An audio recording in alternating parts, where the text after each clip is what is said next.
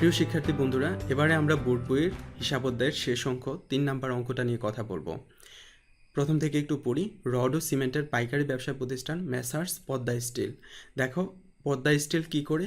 Rod ও cement পাইকারি ক্রয় বিক্রয় করে। তাহলে এটার পণ্য হচ্ছে রড সিমেন্ট। তার নিচে লেনদেনগুলো দেওয়া হয়েছে। আমাদেরকে বলেছে যে ব্যয় হিসাবের পরিমাণ নির্ণয় করার জন্য 2 থেকে 15 তারিখের লেনদেনগুলো হতে হিসাবের শ্রেণী উল্লেখ করে ডেবিট ক্রেডিট নির্ণয় করার জন্য, তারপর 18 থেকে 28 তারিখের লেনদেনগুলোর কারণ সহ ডেবিট ক্রেডিট নির্ণয় করার জন্য।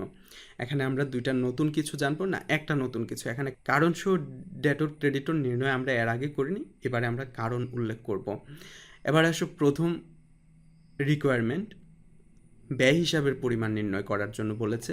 আমরা এখান থেকে ব্যয়গুলোকে ফাইন্ড আউট করব। যেহেতু তার রড সিমেন্টটা হচ্ছে পণ্য, তাহলে সে রড সিমেন্ট ক্রয় করলে তার ব্যয় হবে। আদার্স বেতন টেতন যদি থাকে, ভাড়া টাড়া থাকলে সেগুলো তার ব্যয় হবে। তাহলে আমরা প্রথম থেকে একটু ফাইন্ড আউট করি। 1000 ব্যাগ সিমেন্ট ক্রয়, এটা তার পণ্য ক্রয়। তাহলে এই ক্রয়টা তার জন্য একটা কি ব্যয় হিসাব, তাহলে এটা হচ্ছে তার একটা ব্যয় হিসাব।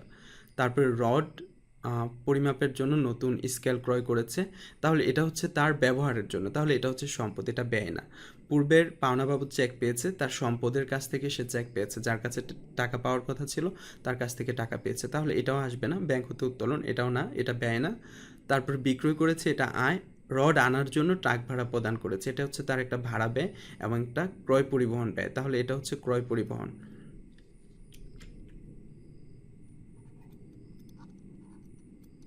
ক্রয় পরিবহন এটা হচ্ছে তার এক্সপেন্স। আর কি আছে? ফেরত এসেছে, এটা হচ্ছে ক্রয় ফেরত, না এটা হচ্ছে বিক্রয় ফেরত। রেজা ট্রেডার্সের কাছে আমরা বিক্রয় করেছিলাম, এটা হচ্ছে বিক্রয় ফেরত। আর এখানে একটা মোটর ভ্যান ক্রয় করেছে, এটা তার ব্যবহারের জন্য, এটা তার সম্পদ। তাহলে আমরা ব্যয় দুইটা পাচ্ছি, একটা হচ্ছে 25,000 আর একটা হচ্ছে 4 লক্ষ। তাহলে 4 লক্ষের সাথে 25,000 যোগ করে দিলে আমরা কয়ের আনসার পেয়ে যাব। কয়ের আনসার হচ্ছে 4,25,000 টাকা। এবারে আসো আমরা 2 থেকে মার্চ 15 তারিখের লেনদেনগুলো হতে হিসাবের শ্রেণী উল্লেখ করে ডেবিট ক্রেডিট নির্ণয় করব। 2 থেকে এই 15 4টে এন্ট্রির আমরা ডেবিট ক্রেডিটর নির্ণয় করব শ্রেণী উল্লেখ করে। তো শ্রেণী কিভাবে উল্লেখ করতে হয় সেটা তো আমরা জানি। এখানে আসো সিমেন্ট ক্রয় করেছি, তাহলে এখানে দুইটা হিসাব জড়িত। একটা হচ্ছে যেহেতু ক্রয় করেছি আমরা ধরে নিব নগদে ক্রয় করেছি, এখানে একটা নগদান হিসাব জড়িত আর একটা ক্রয় হিসাব জড়িত। তাহলে একটা হচ্ছে ক্রয় হিসাব, আরেকটা হচ্ছে নগদান হিসাব। ক্রয় হিসাবের শ্রেণীটা কি হবে? এটা হচ্ছে আমার একটা ব্যয় হিসাব, তাহলে আমি এটাকে বলবো এক্সপেন্স হিসাব, অর্থাৎ এটা হচ্ছে আমার একটা এক্সপেন্স। এটা আমার কি হচ্ছে? বৃদ্ধি পাচ্ছে, এক্সপেন্সটা বৃদ্ধি পাচ্ছে, এই কারণে এটাকে আমরা ডেবিট করব। তারপরে আসো নগদান হিসাব, এটা আমাদের সম্পদের কোন শ্রেণীতে পড়বে? এটা হচ্ছে আমাদের সম্পদ হিসাব, সম্পদ হ্রাস পাচ্ছে, এই কারণে এটা ক্রেডিট হবে। তারপরে আসো 6 নম্বরে রড সিমেন্ট পরিমাপের জন্য নতুন স্কেল ক্রয় করেছি। যেহেতু আমরা স্কেল ক্রয় করেছি, তাহলে আমরা এটাকে কী হিসাব ধরবো? এটাকে আমরা সরঞ্জাম ধরতে পারি, যেহেতু আমরা এটা ব্যবহার করব এবং এটা একটা সরঞ্জাম। তাহলে যেহেতু আমরা এটা ক্রয় করেছি, একটা সরঞ্জাম ক্রয় করেছি, একদিকে আমার নগদ টাকা চলে গেল, আরেকদিকে সরঞ্জাম আসলো, তাহলে একটা হচ্ছে সরঞ্জাম হিসাব, আরেকটা হচ্ছে আমাদের নগদান হিসাব। আমি একটু এদিকে লিখছি, আরেকটা হচ্ছে আমাদের নগদান হিসাব। তাহলে বন্ধুরা দেখো, সরঞ্জাম আমাদের জন্য কি? সরঞ্জাম হচ্ছে আমাদের জন্য একটা সম্পদ, এটার শ্রেণী হচ্ছে সম্পদ হিসাব এবং সম্পদটা বৃদ্ধি পাচ্ছে, এই কারণে আমরা এটাকে ডেবিট করব।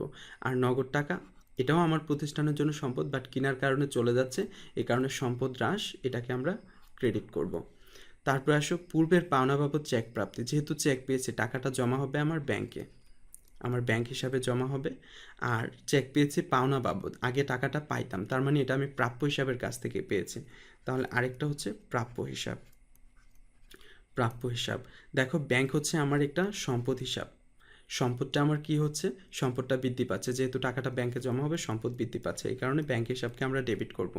আর প্রাপ্য হিসাব হচ্ছে আমি প্রাপ্য হিসাবের কাছ থেকে টাকা পেয়ে গেছি, তাহলে প্রাপ্য হিসাব যেহেতু তার টাকা পরিশোধ করে দিছে, প্রাপ্য হিসাব আমাদের জন্য একটা সম্পদ এবং এটা হ্রাস পেয়ে যাবে, কারণ প্রাপ্য হিসাব তার টাকা পরিশোধ করে দিলে প্রাপ্য হিসাবের পরিমাণ কমে যাবে, তাহলে প্রাপ্য হিসাব সম্পদ কমে গেলে ক্রেডিট হবে। তারপর আসো ব্যাংক থেকে উত্তোলনের কথা বলেছে, টাকা ব্যাংক হতে উত্তোলন।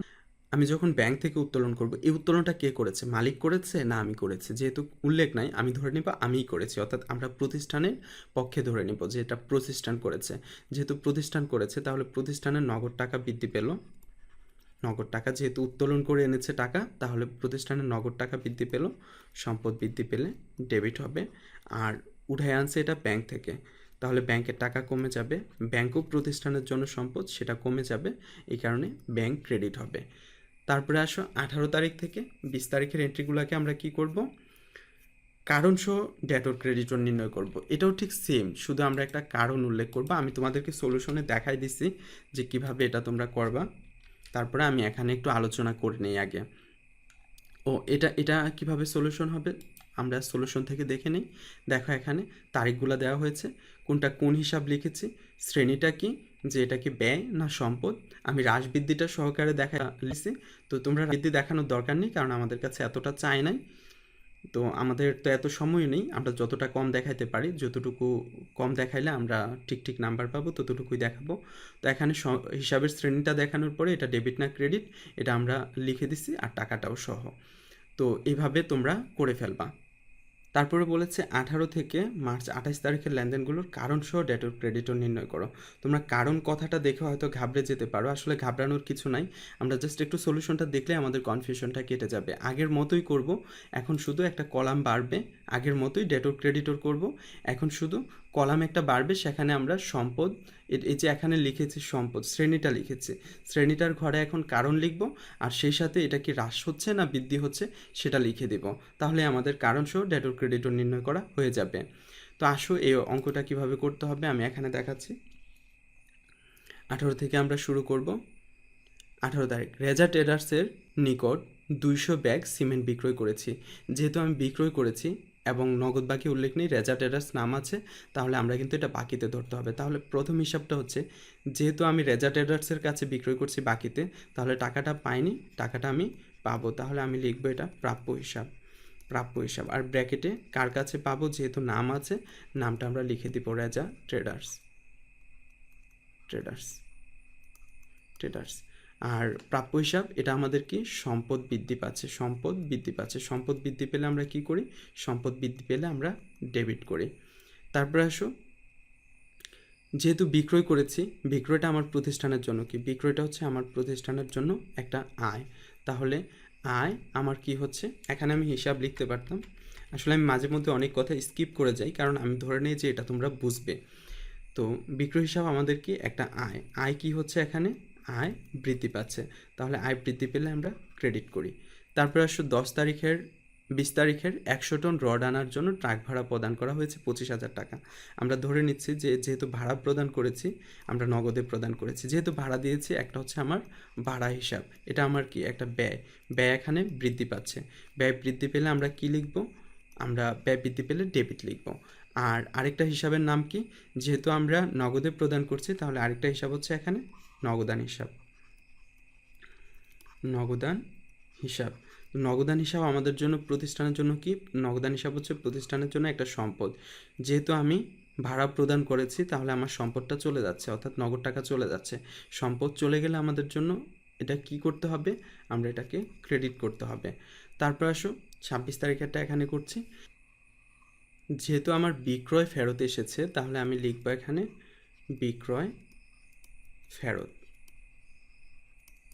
ফেরত, তো বিক্রয় ফেরত আসলে, বিক্রয় আমার প্রতিষ্ঠানের জন্য একটা আয়, আর বিক্রয় যখন ফেরত আসবে তখন আমার আয় কিন্তু হ্রাস পাবে, আয় কমে যাবে। আয় কমে গেলে সেটাকে আমি কি বলবো? আয় কমে গেলে সেটাকে আমি ডেবিট বলবো।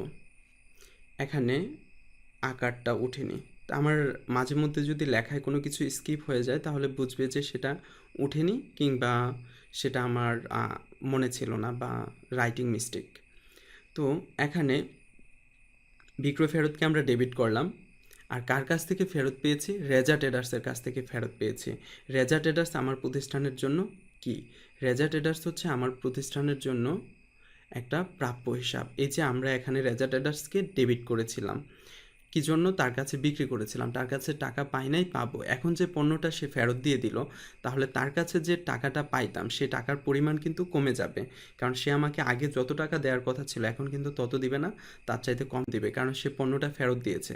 তো পণ্য ফেরত দিলে কি হয়? প্রাপ্য হিসাবের পরিমাণ কমে যায়। তাহলে এখানে আমরা আরেকটা হিসাব লিখব, যে প্রাপ্য